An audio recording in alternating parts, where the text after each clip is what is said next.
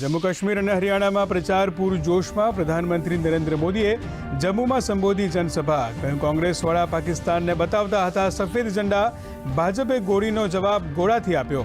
તો પીએમ મોદીએ હિસારમાં પણ જનસભાને કરી સંબોધિત. વિપક્ષોએ પણ પ્રચારમાં લગાવ્યું એડી ચોટીનું જોર. કોંગ્રેસ અધ્યક્ષ મલ્લિકાર્જુન ખડગે જસરોતા અને રામનગરમાં સંબોધશે રેલી. પ્રિયંકા ગાંધી બિલાવર અને બિન શાહમાં સંબોધશે જનસભા. આમ આદમી પાર્ટી, આઈએમએલડી અને જેજેપીની પણ જનસભાઓ.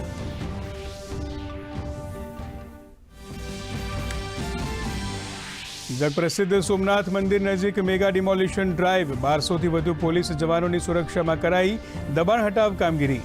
70થી વધુ લોકોની કરાઈ અટકાયત. મંદિર પાછળ સરકારી જમીન પર થયેલા ધાર્મિક સ્થળો સહિતના દબાણો કરાયા દૂર.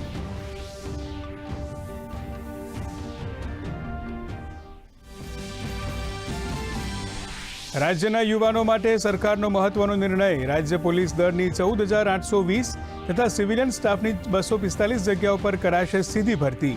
તો સિનિયર અને જુનિયર ક્લાર્કની 245 જગ્યાઓ પર ગુજરાત ગૌણ સેવા પસંદગી મંડળ કરશે સીધી ભરતી.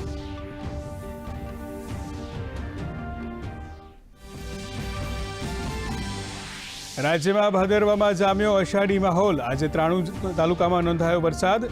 તાપી જિલ્લાના ડોલવણમાં 2.5 ઇંચ વરસાદ. આજે ગીર સોમનાથ, અમરેલી, ભાવનગર સહિત રાજ્યના 14 જિલ્લામાં હવામાન વિભાગે આપ્યું છે વરસાદનું યલો એલર્ટ. કડાણા ડેમમાંથી છોડાયું 80,000 ક્યુસેક પાણી.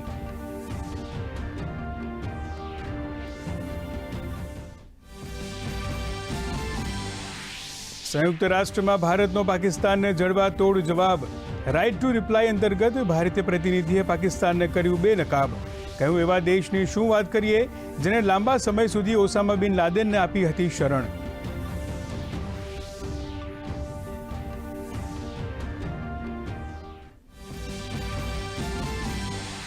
વાવાઝોડા હેલેન અમેરિકામાં વેર્યો વિનાશ. મોતનો આંકડો 33 પહોંચ્યો. ફ્લોરિડા, જ્યોર્જિયા, સાઉથ અને નોર્થ કેરોલિનામાં વાવાઝોડાની સૌથી વધુ અસર. 40 લાખથી વધુ ઘર અને વ્યવસાયોમાં વીજળી ડૂલ.